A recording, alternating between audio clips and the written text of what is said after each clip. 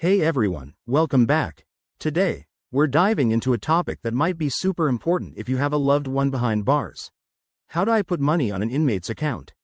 This is our guide for 2025, so we'll cover the latest updates to make it as straightforward as possible. Whether you're a family member or friend, putting money on an inmate's account helps them cover essentials like commissary items, phone calls, or even medical needs. Let's break it down step by step. First off, you need to know that most correctional facilities use specific systems like JPay, Access Corrections, or the facility's own portal. Start by visiting the official website of the prison or jail where your inmate is held.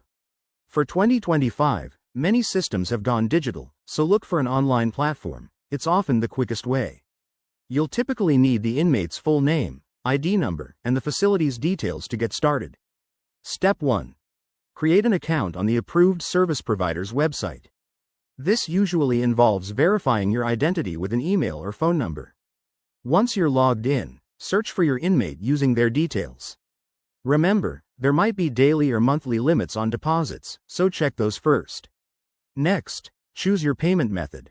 Options include credit, debit cards, bank transfers, or even money orders for those who prefer mail. Online deposits are instant and convenient, but they often come with fees. We're talking $2 to $5 per transaction in 2025, depending on the amount. If you're using a service like Western Union or MoneyGram, head to a participating location and provide the inmate's information along with your payment. A quick heads up, always double-check for any facility-specific rules.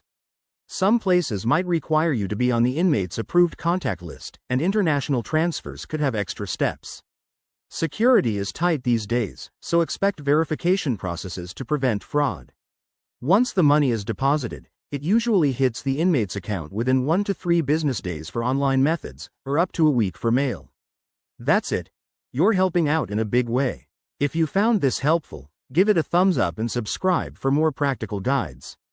Got questions? Drop them in the comments, and I'll get back to you. Thanks for watching, and take care.